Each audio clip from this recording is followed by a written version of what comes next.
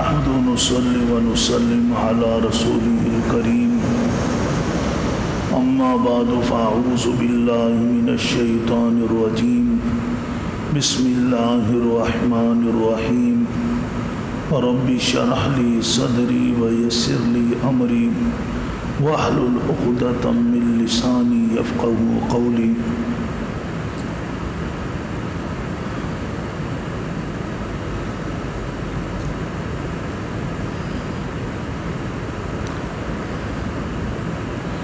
براءة من الله ورسوله إلى الذين عاهدتم من المشركين فسيحوا في الأرض 4 أشهر واعلموا أنكم غير معجز الله وأن الله مخزي الكافرين وأذان من الله ورسوله إلى الناس يوم الحج الأكبر أن الله بريء من المشركين ورسوله فإن تبتم فهو خير لكم وإن توليتم فاعلموا أنكم غير معجز الله وبشر الذين كفروا بعذاب أليم.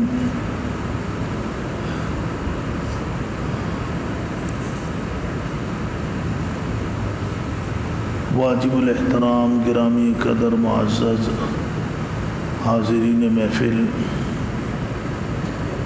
یہ چند آیات مبارکہ جن کی ابھی تلاوت اور سماعت کی سعادت حاصل ہوئی ہے، سورۃ التوبہ کی آیات مبارکہ ہیں.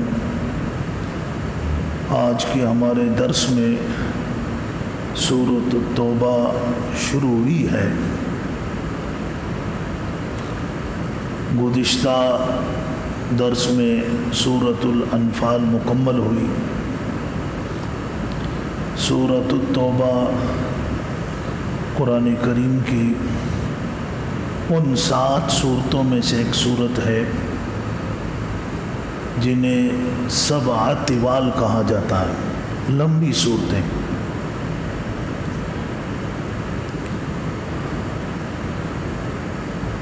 سورۃ التوبہ اس کا نام ہے اور اس کو سورہ برات بھی کہتے ہیں. سورہ برات اس لیے کہتے ہیں کہ اس کے شروع میں ہی برات کا لفظ ہے کہ براءۃ من اللہ ورسولہ. برات تو اس کو اس لیے کہا جاتا ہے کہ برات کا معنی ہے لا تعلقی. اللہ تبارک و تعالیٰ نے اس صورت میں کافروں سے، مشرکوں سے اپنی اور اپنے رسول صلی اللہ علیہ وسلم کی لا تعلقی کا اعلان کیا ہے. اس لیے اس کو سورہ برات کہتے ہیں. اور سورہ توبہ اس کو اس لیے کہتے ہیں کہ اس میں تقریباً تمام لوگوں کو اللہ تبارک و تعالیٰ نے توبہ کی ترغیب دی ہے کہ وہ توبہ کریں. اور کچھ ایسے مسلمان کہ جن سے کچھ کمزوری صادر ہو گئی تھی، پھر ان کی توبہ اللہ کی بارگاہ میں قبول ہوئی، ان کا بھی تذکرہ ہے اس صورت کے اندر. اس لیے اس کو سورہ توبہ بھی کہتے ہیں.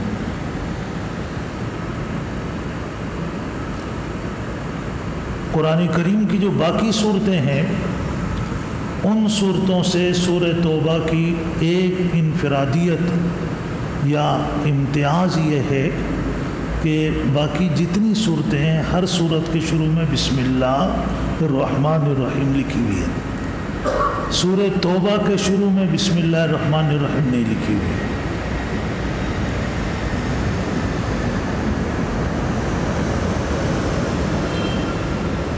حضرت عثمان غنی رضی اللہ تعالیٰ عنہ جو جامع القرآن اور جامع مصحف کہلاتے ہیں،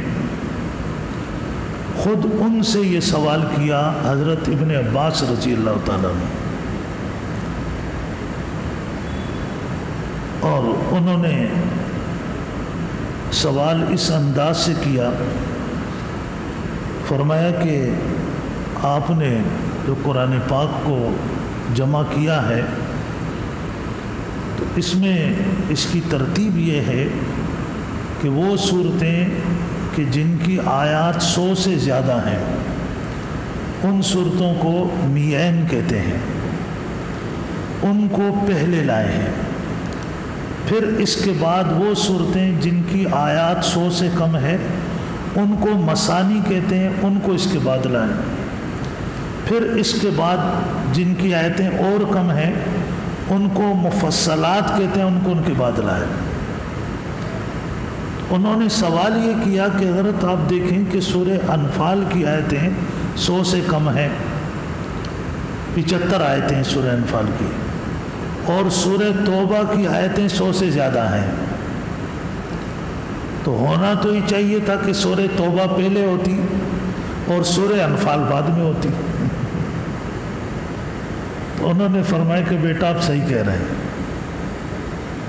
کہ جیسے آپ کہہ رہے ہیں ہونا تو ایسے چاہیے تھا، لیکن قرآن پاک کے بارے میں احتیاط کا پہلو زیادہ برتا گیا ہے، اس لیے کہ سورہ توبہ قرآن پاک کی وہ صورت ہے کہ جو قرآن پاک کی آخری صورتوں میں شمار ہوتی ہے، بڑی صورتوں میں آخری صورت ہی ہے۔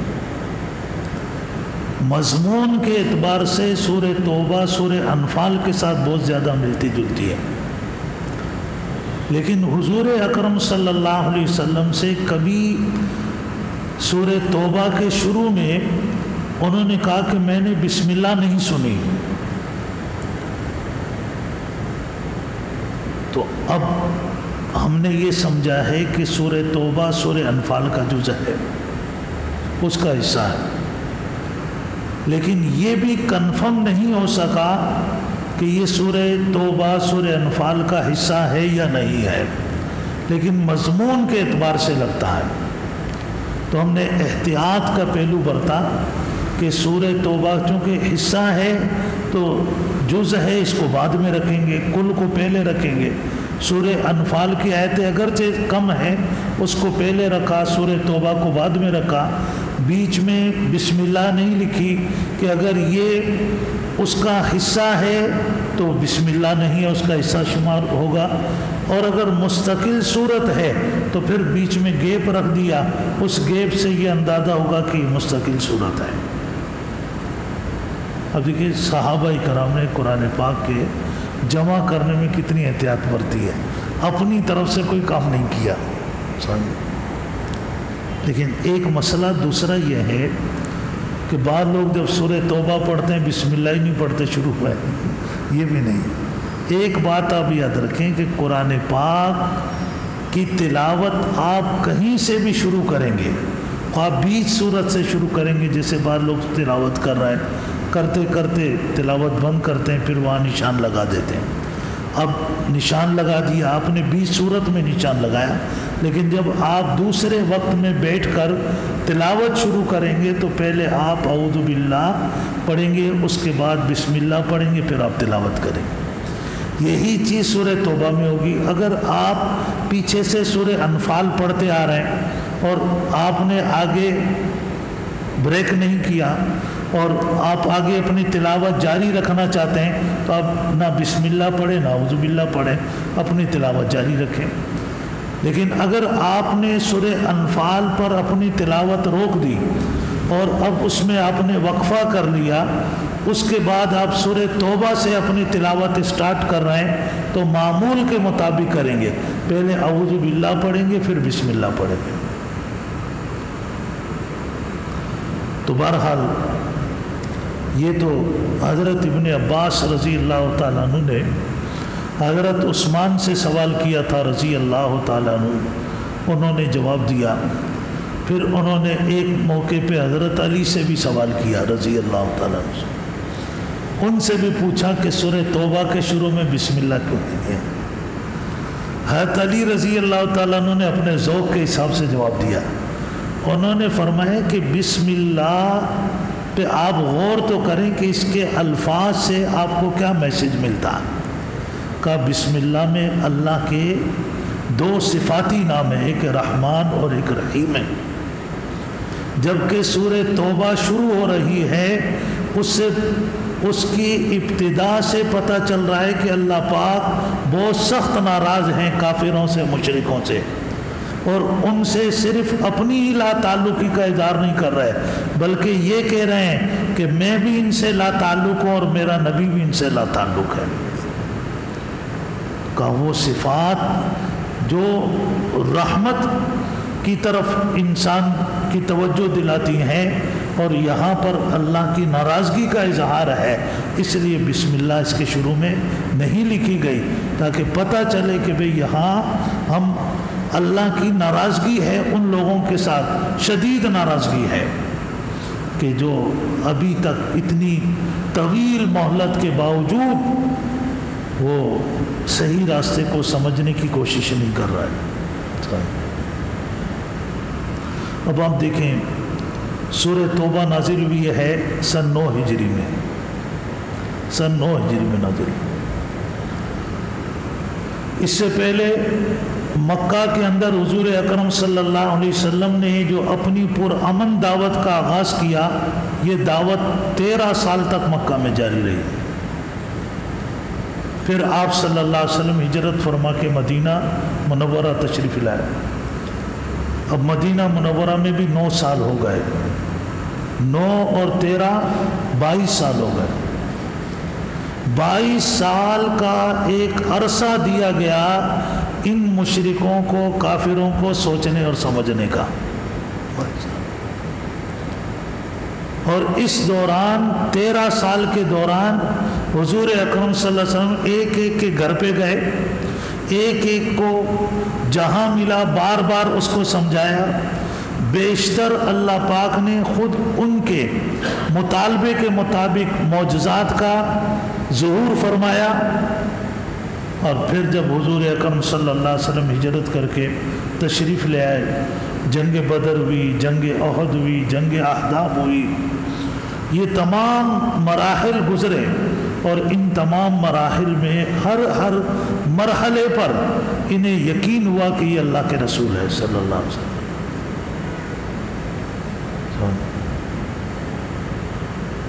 اور پھر آپ دیکھیں کہ حضور اکرم صلی اللہ علیہ وسلم پر جو لوگ ایمان لائے، حضرت خالد بن ولید رضی اللہ تعالیٰ عنہ جیسا بندہ بھی ایمان لے آیا۔ کیوں کہ وہ آپ صلی اللہ علیہ وسلم پر اترنے والی وحی سے اتنا متاثر نہیں تھے، وہ متاثر تھے آپ کی شجاعت اور بہادری سے۔ اللہ نے آپ کو ہر صفت میں کامل پیدا کیا تھا۔ یہ واقعہ آپ نے شاید علماء سے سنا ہوگا، یہ تاتاریوں کا جو بادشاہ تھا جس کا نام تغلق تھا، تغلق جب مسلمان ہوا تو اس نے اپنے وزیر کو بلایا، اس سے کہا کہ میں مسلمان ہو گیا۔ اس نے کہا سر میں تو پہلے سے ہی مسلمان تھا، لیکن آپ کے ڈر سے میں نے ایمان چھپایا ہوا تھا۔ پھر اس طرح سے 2 4 5 وزیر مسلمان ہوئے۔ پھر اس نے اپنی فوج کے سربراہ کو بلایا، اس سے کہا کہ جی ہم تو مسلمان ہو گئے، یہ وزیر بھی ہو گیا، آپ بتائیں۔ اس نے کہا جی میں تو اس سے مسلمان نہیں ہوں گا۔ جس بندے کی دعوت پہ آپ مسلمان ہوئے ہیں، اس بندے کو کہیں کہ میرے ساتھ آ کر تلوار ہاتھ میں لے جنگ کرے، اگر یہ مجھے نیچے گرا دے پھر میں مسلمان ہوں گا۔ وہ تھا رشید الدین، جمال الدین کا بیٹا، جو اس وقت وہاں موجود تھا، اور اسی وقت تغلق مسلمان ہوا تھا اس کی دعوت پہ۔ اس نے کہا بھائی بتاؤ، یہ ہماری فوج کا سپہ سالار ہے، لڑو گے اس کے ساتھ؟ اس نے کہا بالکل لڑوں گا۔ وزیروں نے کہا تم اسی کا کیسے لڑو گے بھائی، تمہیں ایک چٹکی کے اندر پٹخ دے گا، مر جاؤ گے، جان سے جاؤ گے۔ اس نے کہا کہ میں نے اپنی جان اللہ کو دی ہے، اب اگر اللہ میری وجہ سے اس کو مسلمان کرنا چاہتا ہے تو میں لڑنے کے لیے تیار ہوں، اور اگر اللہ نہ چاہے تو میں اپنی جان اللہ کو دینے کے لیے تیار ہوں۔ لوگ جمع ہو گئے بھائی، فوج کے سپہ سالار سے ایک عام آدمی کا مقابلہ ہے۔ کہتے ہیں کہ وہ جو سپہ سالار تھا وہ 2 زرہیں پہن کر آیا اور سر پہ خود رکھ کر آیا اور 2 تلواریں لے کر آیا، اور اس کے پاس رشید الدین کے پاس تلوار تھی لیکن اس نے تلوار بائیں ہاتھ میں پکڑ لی۔ اب مقابلہ دیکھنے کے لیے ہزاروں کا مجمع جمع تھا۔ جیسے وہ تلوار لے کر آگے بڑھا، اس نے دائیں ہاتھ سے زوردار مکہ اس کے سینے پہ رکھ کے دیا تو نیچے کی طرف جا کر گرا وہ جیسے ہی گرا ایک دم کھڑے ہو کر ہاتھ بلند کیے، کہا کہ جی میں مسلمان ہو گیا۔ کہا آپ کے مکہ نے صرف مجھے گرایا نہیں، میرے دل کا کفر بھی دھو کے رکھ دیا ہے۔ حضور اکرم صلی اللہ علیہ وسلم پر بھی عرب کے بڑے بڑے بہادر ایمان لے آئے، وہ آپ کی شجاعت سے، آپ کی بہادری سے متاثر تھے، اور اللہ نے ایسا بھی موقع دیا۔ ایک جنگ میں مشکات شریف میں حدیث ہے کہ صحابہ کرام اور حضور اکرم صلی اللہ علیہ وسلم ایک جگہ پر کافروں کے مقابلے میں تھے، تو کافروں نے یہ بات کہی، آج میں آپ کو بتانا چاہ رہا ہوں، یاد رکھنا، بلا دیتے ہیں، بلانا مت۔ کافروں نے کہا کہ ابھی ان سے مت لڑو، تھوڑی دیر میں ایک نماز کا وقت ہونا ہے جو نماز ان کو اپنے آبا و اجداد اور اپنی اولاد سے بھی زیادہ پیاری ہے۔ جب یہ اس نماز میں سجدے میں چلے جائیں گے پھر اکٹھا حملہ کر دینا۔ وہ نماز کون سی تھی؟ وہ عصر کی نماز تھی، کہ عصر کی نماز ان کو اپنے آبا و اجداد اور اپنی اولاد سے بھی زیادہ پیاری ہے، کیونکہ اللہ نے فرمایا حافظوا علی الصلوات والصلاۃ الوسطیٰ، صلاۃ وسطیٰ سے مراد عصر کی نماز ہے۔ بس ادھر یہ کافر اپنی تیاری میں تھے، یہاں حضرت جبریل امین نے آ کر آپ کو بتا دیا کہ اب جب آپ نے عصر کی نماز پڑھنی ہے تو آپ سب نے اکٹھے ہو کے نہیں پڑھنی ہے، آدھے آپ کے پیچھے کھڑے ہوں گے اور آدھے دشمن کے مقابلے میں کھڑے ہو جائیں گے۔ تو یہ ایسے بہت سے واقعات تھے کہ جن واقعات اللہ نے ان واقعات کو رونما کرایا تاکہ ان کافروں کو سوچنے سمجھنے کا موقع فراہم کیا جائے۔ تو میں نے بتایا کہ طویل عرصہ ان کو ملا سوچنے سمجھنے کا، تو بہت سے مسلمان بھی ہو گئے، لیکن اب جو لوگ رہ گئے تھے ان کے لیے اللہ پاک نے یہ مہلت ختم کی، لیکن پھر بھی چونکہ اللہ غفور الرحیم ہے تو اللہ نے یہ اعلان بھی کیا، اپنی ناراضگی کا اظہار بھی کیا کہ میں اور میرا رسول ان مشرکوں سے لا تعلق ہیں، لیکن پھر بھی ہم ان کو 4 مہینے مزید بھی مہلت دیتے ہیں سوچنے سمجھنے کی۔ 4 مہینے کی مہلت مزید دی۔ یہ 4 مہینے کی مہلت ان کو دی جن کے ساتھ پہلے سے کوئی معاہدہ نہیں تھا۔ آپ حضرات کو عرب میں قبائلی زندگی تھی، بعض قبائل کمزور ہوتے تھے، وہ دوسرے قبائل کے ساتھ معاہدہ کر کے اپنی طاقت میں اضافہ کرتے تھے، تو اسی رسم و رواج کے مطابق مسلمانوں کے بھی معاہدات ہوتے رہے۔ خاص طور پر جب صلح حدیبیہ ہوئی اور مشرکین مکہ کے ساتھ 10 سال جنگ بندی کا معاہدہ ہوا، تو اس معاہدے میں بعض کافروں کے قبائل مسلمانوں کے ساتھ ہوئے، حضور اکرم صلی اللہ علیہ وسلم کے ساتھ ہوئے، اور بعض مشرکین مکہ کے ساتھ ہوئے۔ اور اس میں ایک جن 2 قبائل کا ذکر آتا ہے جن کی وجہ سے یہ معاہدہ خراب ہوا، ایک آتا ہے بنو خزاعہ کا ذکر۔ یہ بنو خزاعہ اس معاہدے میں نبی کریم صلی اللہ علیہ وسلم کے ساتھ تھے کافر، اور ایک قبیلہ جن کا نام ہے بنو بکر، یہ بھی کافر تھے، یہ قریش کے ساتھ تھے، مشرکین مکہ کے ساتھ تھے۔ تو یہاں 10 سال کی جنگ بندی کا معاہدہ تھا، لیکن ہوا یہ کہ 2 سال بھی نہیں گزرے اس پر معاہدے پر 1 سال ہی گزرا تھا کہ بنو بکر نے بنو خزاعہ پر حملہ کر دیا جو نبی کریم صلی اللہ علیہ وسلم کے ساتھ تھے، اور حملہ بھی ایسا کیا، اتنی زیادتی کی کہ بنو خزاعہ کے لوگ حرم میں جا کر پناہ گزین ہوئے، انہوں نے حرم میں بھی ان کو نہیں چھوڑا، حرم میں بھی مارا ان کو۔ یہ اطلاع حضور اکرم صلی اللہ علیہ وسلم کو پہنچائی گئی کہ مشرکین مکہ نے ان کی بنو بکر کی مدد کی اور انہوں نے بنو خزاعہ پر حملہ کیا اور اس معاہدے کو انہوں نے ختم کر دیا۔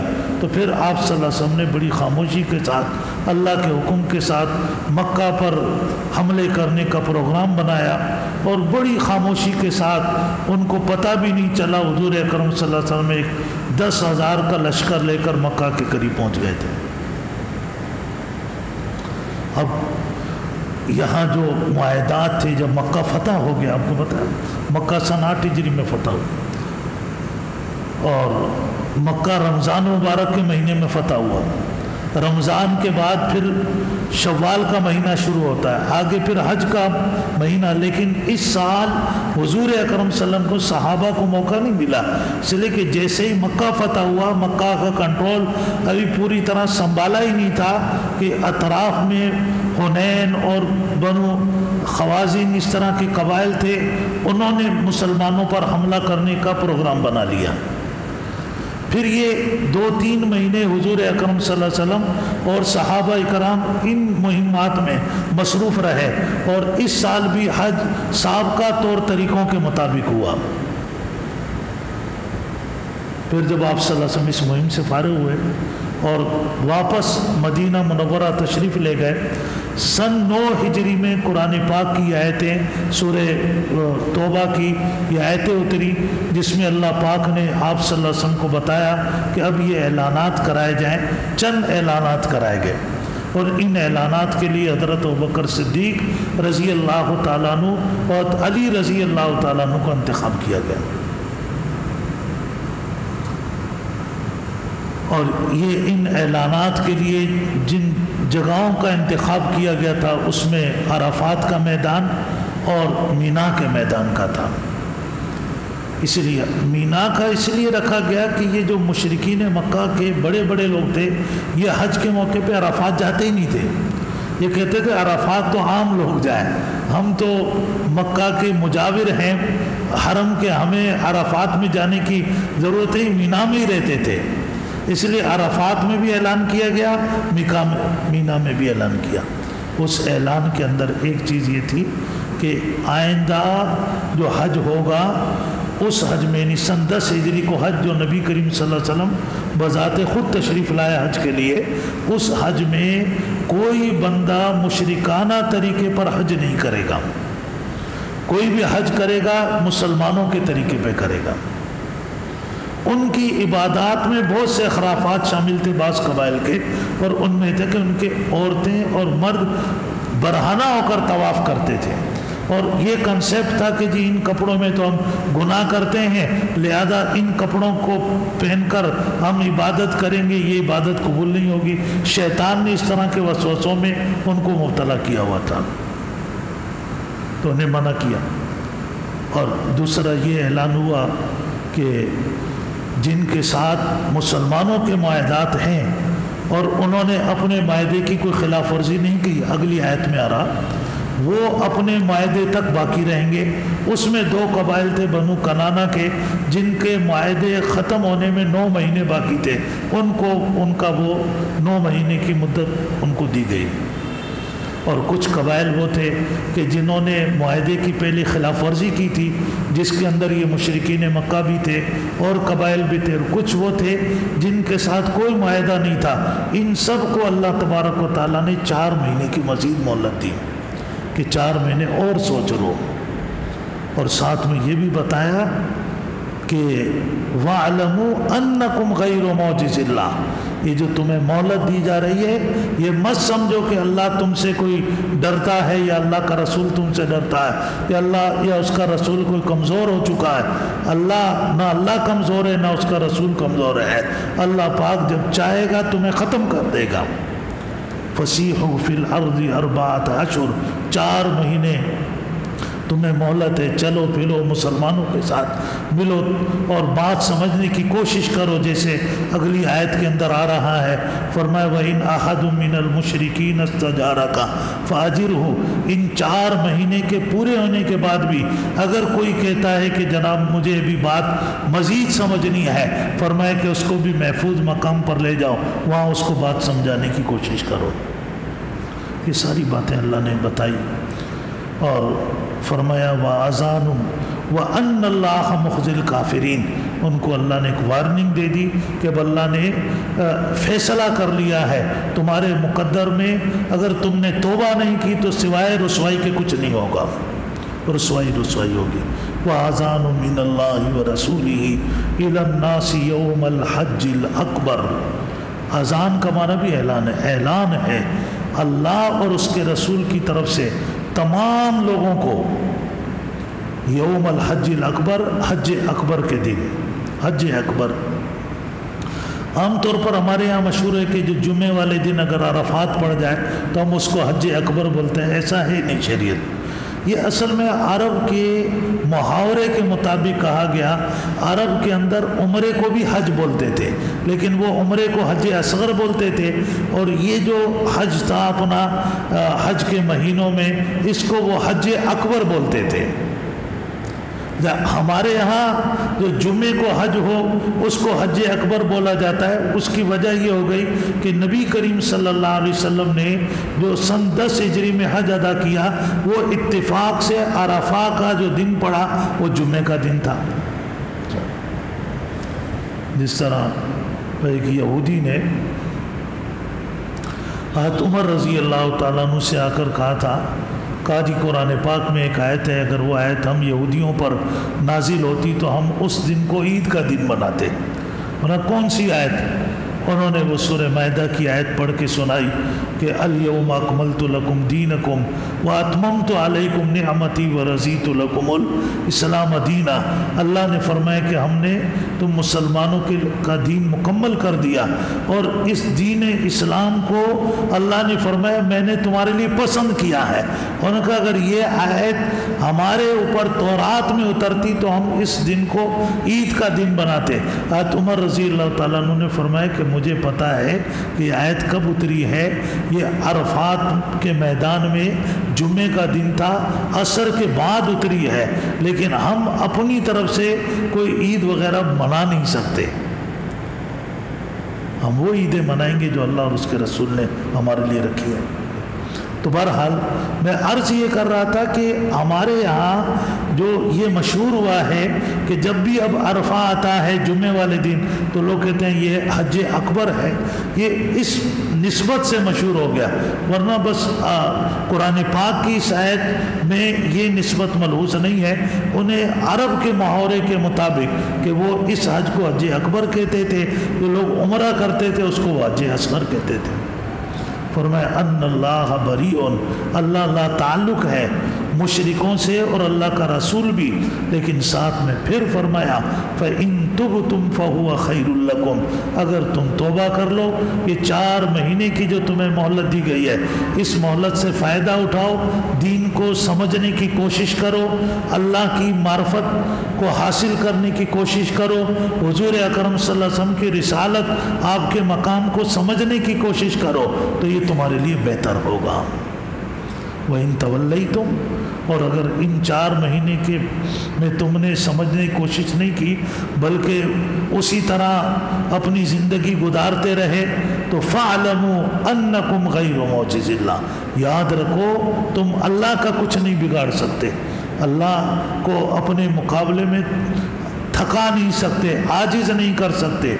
वबश्शिरिल्लज़ीना कफ़रू बिअज़ाबिन अलीम, हुज़ूर से फरमाए फिर इनको काफिरों को दर्दनाक अज़ाब की बिशारत सुनाओ। الا الذین عاہدتم من المشرکین، وہ مشرک جنہوں نے تم سے معاہدہ کیا، ثم لم ینقصوکم شیئا، انہوں نے معاہدے میں کوئی کسر نہیں کی، ولم یظاہروا علیکم احدا، اور تمہارے خلاف کسی کی مدد بھی نہیں کی، فاتموا الیہم عہدہم الی مدتہم، ان کے معاہدے کو مدت تک پورا ہونے دو، ان اللہ یحب المتقین، بے شک اللہ پرہیزگاروں کو پسند فرماتے ہیں۔ آپ نے دیکھا یا پرہیزگار کس کو اللہ نے کہا؟ جو اپنے وعدے کی، اپنے معاہدے کی پاس رکھتا ہے، اس سے اللہ نے متقی کہا ہے۔ ہم تو متقی سمجھتے ہیں صرف جو نماز پڑھے، روزے رکھے، حج کرے، عمرے کرے، پھر معاملات اس کے جتنے بھی خراب ہوں ہم کہتے ہیں بڑا پرہیزگار ہے، لیکن ہمارا دین عبادت اور معاملات کو ملا کر خوبصورت بنتا ہے، مکمل ہوتا ہے۔ تو اس لیے ہمیں عبادت میں بھی احسان سکھایا گیا کہ عبادت ایسے کرو کہ تمہاری یہ فیلنگ ہو کہ میں اللہ کو دیکھ رہا ہوں، اگر یہ نہ بن سکے تو کم سے کم اتنا ہو کہ اللہ مجھے دیکھ رہا ہے۔ تو اس سے کیا ہوگا؟ عبادت میں حسن ہے، آپ کا رکوع صحیح ہوگا، آپ کا سجدہ صحیح ہوگا، آپ کا وضو صحیح ہوگا، بھئی اللہ مجھے دیکھ رہا ہے، ہر چیز آپ صحیح کریں۔